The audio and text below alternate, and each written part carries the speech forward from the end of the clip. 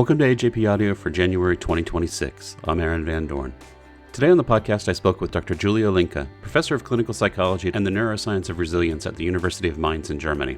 Dr. Linke and colleagues have a paper in the January issue of the journal looking at the use of neural efficiency, a measure of brain activity, as a potential biomarker in the treatment of children with anxiety disorders. After that, we'll again be joined by the American Journal of Psychiatry's Editor-in-Chief, Dr. Ned Kalin. Dr. Linke, your study looked at neural efficiency as a potential biomarker for pediatric anxiety disorders, which are both common in youth and can confer risk for adult psychopathology. Yet the current standard of care, cognitive behavioral therapy, leads to remission in less than half of patients. What did you find?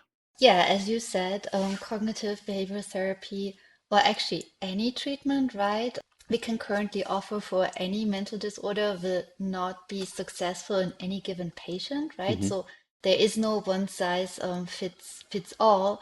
So what motivated our research is kind of more the question, what works for whom? And as you mentioned, we studied a neural efficiency, which you can think of as the ease with which the brain transitions between states to meet environmental demands.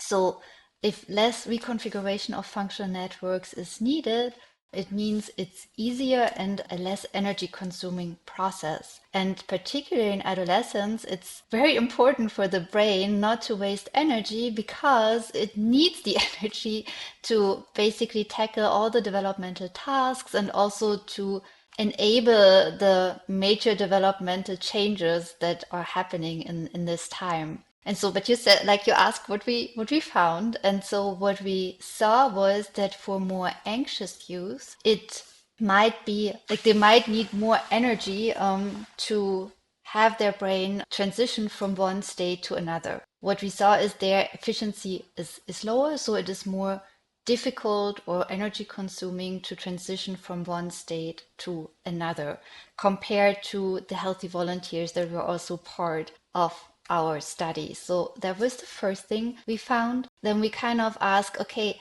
this neural efficiency, is this more a state or is it more a trait? And so we looked for its stability in the healthy volunteers and we found that it's moderately stable for a 4-month interval. So we can think of it more as a trait. It's not a state. And so the next question we were then wondering about, okay, if it's a trait, does it change during therapy? Does it predict therapy success? And so we looked at the participants that underwent cognitive behavioral therapy, and what we saw was that no, it did not change in response to cognitive behavioral therapy, but the anxious youth that had a higher neural efficiency, though whose brains kind of functioned more like the brains of the healthy volunteers, those were the ones that responded better to the cognitive behavioral therapy. Now, the effect was not huge. It was a small to modest effect, but it was very robust, right? We kind of checked, okay, could it be maybe the symptom severity that's explaining it to begin with? Could it be that it's like the older kids who also happen to have a higher neural efficiency? Are these the kids that have a higher IQ? But none of those variables could explain this effect, which prompted me to say it's pretty robust. And maybe it's also interesting because you might wonder, right, what kind of behavior this relates to. So we also looked at behavior correlates of the neural efficiency, and what we found was that it was related to how quick participants arrive at a correct decision in a very simple decision-making task. So it's really kind of, you can think of it as an efficiency of information processing as well. So you mentioned that patients who had a lower neural efficiency didn't necessarily respond to CBT, and then patients that you saw who had neural efficiency that was more similar to healthy controls were more likely to respond to CBT. But what does that suggest for patients who have a lower neural efficiency level but don't respond to CBT as far as potential treatments for their anxiety disorders? Well, first, I want to say that these findings need to be replicated, Sure, right, of before course. we kind of jump to any clinical implications, truly. But it might mean that CBT is just not the best treatment for these patients, that it would need to be augmented by some form of training. Like you could think maybe of a cognitive training that could kind of enhance the efficiency of their information processing. You might also think about, like, pharmaceutical interventions, or you could think of things like TMS, right? Neurostimulation that kind of helps the brain networks to switch quicker or easier between states. So I think that that's essentially what it could mean. As you mentioned previously, research has defined neural efficiency as the ability to take on competing demands with minimal changes in the functional connectivity patterns of the brain. What led you to focus on neural efficiency as a potential biomarker, and what did you use to test it? Yeah, so there has been prior work that was led by Anita Harwin, and that suggested already that neuroefficiency might be relevant in the context of youth anxiety disorders. So in our study that was ongoing at this time, we were acquiring data akin to the data that was used in her study. So she also had resting state functional magnetic resonance imaging data and task-based fMRI data, and we had the same. So we thought, and plus we knew that our kids also underwent treatment. So we thought that's like a golden opportunity to kind of study this effect in more depth.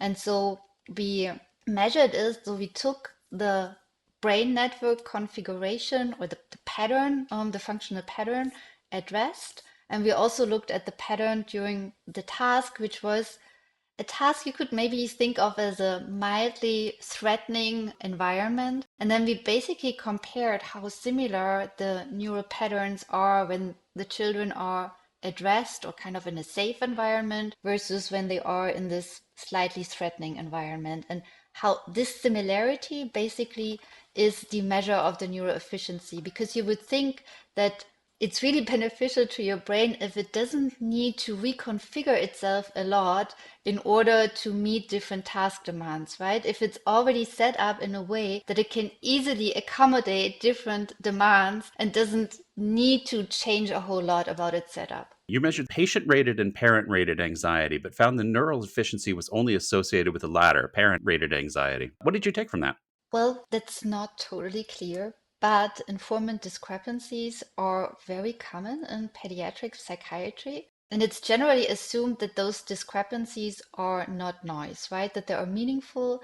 Oftentimes, people argue that the child actually might be the more reliable reporter because the child experiences themselves across various situations, across time. On the other hand, right, talking about your symptoms requires a certain level of introspection, and it might be that certain processes are just not so accessible for introspection, and that the parents, when rating the child's anxiety, actually pick up more on aspects of the neural efficiency than the child themselves. So that's kind of how we explain this discrepancy. And of course, it would be nice if the ratings were aligned, but we're also not terribly concerned because it's actually quite common that this happens. You mentioned this a little bit earlier, but does your study have immediate clinical implications for practitioners working with patients with anxiety disorders?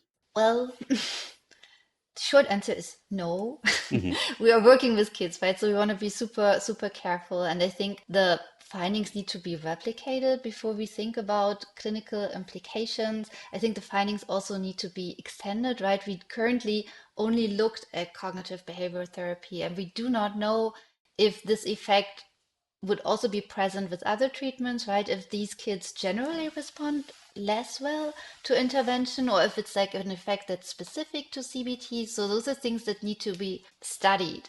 However, I think if you're a practitioner, you probably also know these cases that are just like a hard nut to crack, right? Hmm. Just like you tried already a lot of things you know that would be kind of the first line treatment, and still like kids are not getting better. And I think just knowing about this concept might be helpful in, thinking about the case and maybe thinking how the assumption that there is a brain that takes a long time to arrive at a correct decision, how this could interact with the therapy you're currently offering, right? More in terms of like maybe along the line of a case study, right? That you would kind of think, okay, I've tried a lot of things. This is not working. I know this could be a factor. Like, what could I do, assuming this could be the case? So I think that's the only thing I would see right now.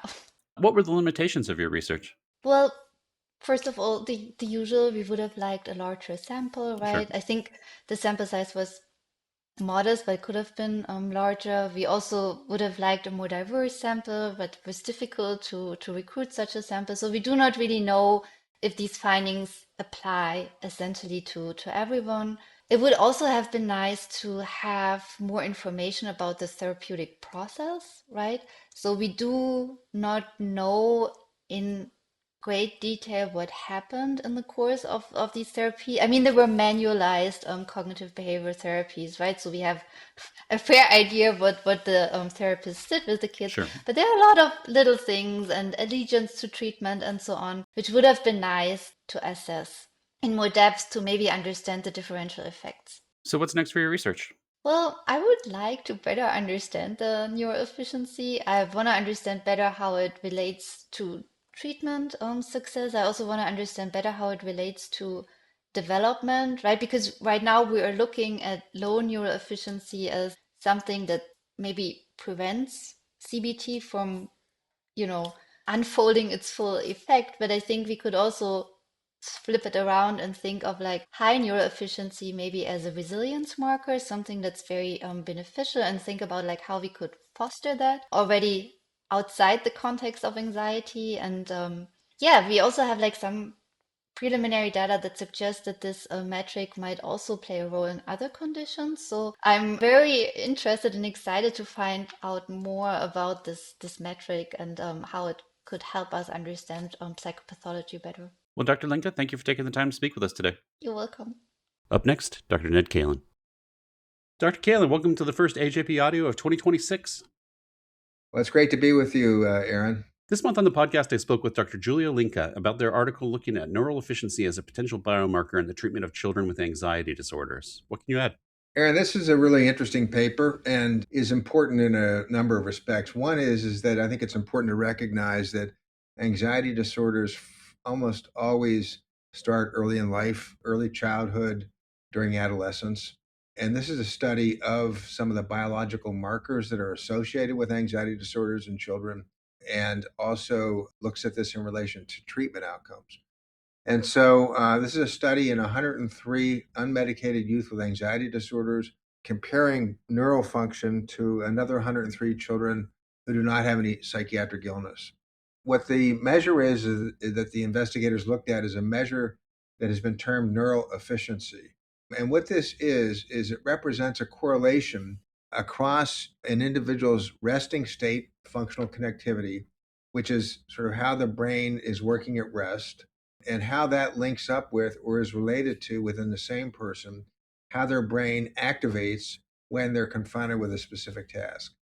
And the general idea is that the less changes from resting state to the activated state is associated with the idea of having more efficiency in neural function. Mm-hmm. Now, this is a concept that, is interesting, but I don't know that it's completely accepted in the literature. It has been associated with better performance. So people with higher neural efficiency, for example, have better performance in different ways. Nonetheless, this was the measure that was used and looked at in the study by Linke et al., again, comparing 103 unmedicated youth with anxiety disorders to 103 youth with psychiatric illnesses.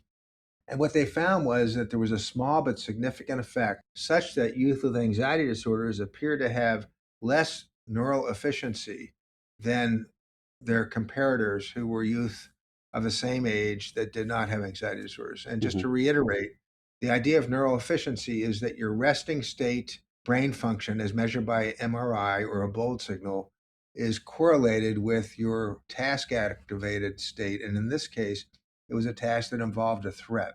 So the resting state functional activity was correlated then with the threat related brain activity. And the correlation was stronger in youth without anxiety disorders than it was in youth with anxiety disorders, suggesting that youth with anxiety disorders have less quote unquote neural efficiency. Now, what's also important in this study is that the investigators also looked at within the sample, there were 80 youth with anxiety disorders that underwent exposure-based cognitive behavioral therapy for treatment. And what they found is that the level of neural efficiency, that is, those with higher levels of neural efficiency, were likely to have a more rapid rate of getting better in this exposure-based cognitive behavioral therapy treatment. So in sum, this measure of neural efficiency looks like it has some utility, perhaps, as we move forward in thinking about a biomarker and also a biomarker of treatment response, but also to remember that this is a relatively small effect and considerably more work needs to be done with this measure. Next, we have a paper from Dr. Mallard and colleagues looking at pleiotropic architecture of impulsivity. This is an interesting paper as well, and this paper gets at the idea that impulsivity is not one thing. And I think investigators in the field have been aware of this over time, that there are many facets to being impulsive. And what these investigators did is that they looked at GWAS data from a large sample of individuals in which they also had impulsivity behavioral ratings, and then asked the question whether or not do the genetic makeup of the different impulsivity ratings was different for each one, or whether or not all these different impulsivity ratings shared the same genetic underpinnings. And this gets at the idea of heterogeneity in relation to impulsivity and the phenotypic traits associated with impulsivity. So more specifically, they looked at about 134,000 individuals using GWAS data and also phenotypic measurements, assessing 8 types of impulsivity. These are from 2 different rating scales. The types of impulsivity scales included attentional issues, motor impulsivity, and non-planning impulsivity. Also, lack of urgency, issues related to premeditation, perseverance, sensation seeking, and positive urgency. So these are the phenotypic impulsive traits that were broken down into forming one concept of impulsivity. What they found was when they looked at genetic overlap, they found that there was moderate genetic overlap across all these different impulsive measures, suggesting that to some extent there are similar genetic underpinnings. But more importantly, and I think more consistently, they found that the different impulsive traits tended to have different genetic underpinnings. So there was some shared genetics and also some separate genetics. Overall, they found 93 genes that were associated with impulsive measures. And again, as I said, the statistical models supported the idea that different impulsivity traits were associated with different genetic underpinnings. This was most robust for the traits such as sensation seeking and perseverance, where there was distinct genetics.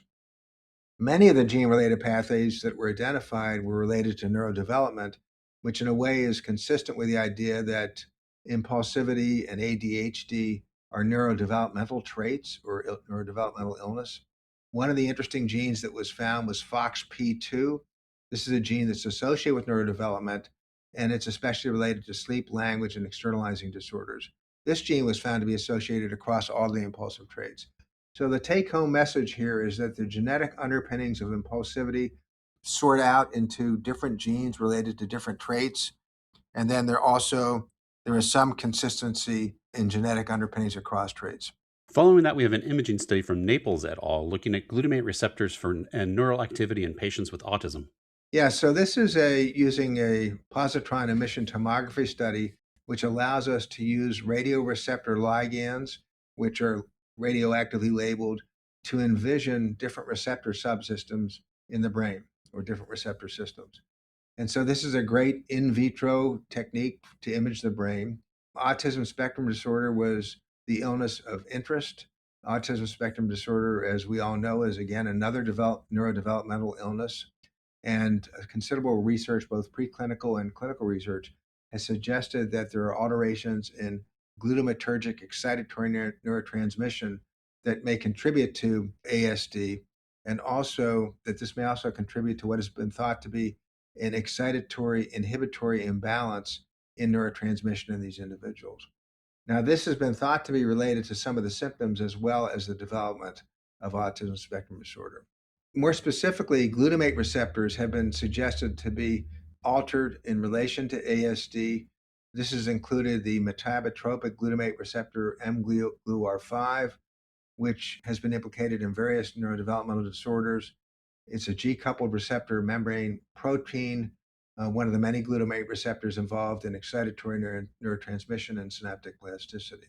And this particular receptor is found in high concentrations in dendritic spines, which is a site of neuroplasticity. Now, there's been some prior work using measures to assess these receptors in individuals with autism. They've been done in small samples, and in general, the findings have suggested that there are actual increases in the numbers of receptors and increases in what we call this excitatory-inhibitory imbalance. This study used somewhat of a larger sample, although it was still a relatively small sample, 16 individuals with autism spectrum disorder compared to 16 neurotypical control participants. The measure of interest was called volume of distribution of the mGluR5 receptor. You can think about this as a reflection of mGluR5 in the brain, as this measure assesses the amount of binding of the radioactive substance, the radioligand that was given to the receptors. What they found is that there actually was a decrease of about 15% in these receptors in the brains of ASD participants, particularly in the cerebral cortex and other subcortical brain regions such as the amygdala and hippocampus. They also had EEG measures in these subjects, and what they found is that the ASD subjects, contrary to prior work, had a decreased level of excitatory neurotransmission as noted by a decrease in the excitatory-inhibitory imbalance. So this is now suggesting a finding that there's decreased mGluR5 receptors and decreased excitatory-inhibitory balance in individuals that have autism spectrum disorder. So this is an important study. It's a relatively small sample, although it's bigger than samples in other studies. And actually, the finding is in the opposite direction of other studies. So it leaves us with a bit of a question as to what we really believe here. Mm-hmm. But I would say that this is the best study that's been done to date and suggests that there are lower numbers of receptors and decreased excitatory inhibitory imbalance in individuals with autism spectrum disorder. And finally, we have a paper from Giollabhui and colleagues with a systematic review and meta-analysis of trials looking at the impact of anti-inflammatory treatments on depression symptoms. Another really relevant study to clinical practice. This is a large review, systematic review and meta-analysis looking at prior clinical trials that have looked at individuals that have high levels or relatively high levels of inflammation who are depressed, mm-hmm. who do not have other medical reasons to have increased inflammation. So as we all know, a lot of rheumatological disorders frequently have high levels of inflammation, and people may have depression who have those problems. This is not that. This is looking at higher levels of inflammation in individuals where there's no diagnosed medical reason to have the inflammation. Now, we've known for a long time that inflammation is important in various psychiatric illnesses, especially identified to be important in depression. And many people have suggested that we should think about an inflammatory subtype of depression. That is one that is mostly related pathophysiologically to increased inflammation. This meta-analysis got together all the studies that have looked at this issue. They used selection criteria across the studies where individuals had to have an inflammatory marker called C-reactive protein, or CRP, with a level that was somewhat abnormal, greater than 2 milligrams per liter. Now, the reason they were interested in this is because this measure is an acute measure of inflammation. It's also been identified with depressive illness when it's higher. There were some other studies included where other markers were used, but for now, we'll just focus on the higher levels of C-reactive protein. What they found is that there were 11 studies that used this marker as a criterion to determine, whether or not the participants were included based on their inflammation. And anti-inflammatory treatments were used in those studies, and they could have been by themselves, or they could have been added into current antidepressant regimens. The anti-inflammatory treatments that were used included such things as interleukin-6 inhibitors, mitogen-activated protein kinase inhibitors, the antibiotic minocycline, which also has anti-inflammatory properties, non-steroidal anti-inflammatories, recombinant interleukin-2, necrosis factor inhibitors. So these are all currently used for various illnesses, these anti-inflammatory treatments. In these cases, they were added in to an antidepressant regimen or were used by themselves in individuals that had depression, elevated levels of CRP, and no other medical illness that could account for that. These anti-inflammatory drugs, when compared to placebo, were more effective in decreasing depressive symptoms and also the specific symptom anhedonia in individuals that had major depression. Now, why anhedonia? They looked at anhedonia because anhedonia is frequently associated with inflammatory processes. Importantly, they did not find that when they looked at remission rates or response rates for depression, that any of these drugs were greater than placebo in relation to response and remission. However, again, to emphasize, what they did find was a significantly greater reduction in depressive symptoms and a reduction in anhedonic symptoms. Also importantly, the anti-inflammatory treatments were not associated with any increase in serious adverse events. So this is data that supports the idea that there is an inflammatory subtype of depression and suggests that in individuals that have high levels of C-reactive protein and are also depressed, that anti-inflammatory treatments may be very helpful for them in treating their depression. Dr. Kalin, thank you once again for joining us. You're welcome. It's my pleasure. That's all for the first AJP audio of 2026. I hope you'll join us again next month when we continue to explore the latest in psychiatric research. In the meantime, be sure to check out the other podcasts on offer from the APA at psychiatryonline.org or wherever you get podcasts. The views and opinions expressed in this podcast are those of the individual speakers only and do not necessarily represent those of the American Psychiatric Association. The content of this podcast is provided for general information purposes only and does not offer medical or any other type of professional advice. If you're having a medical emergency, please contact your local emergency response number.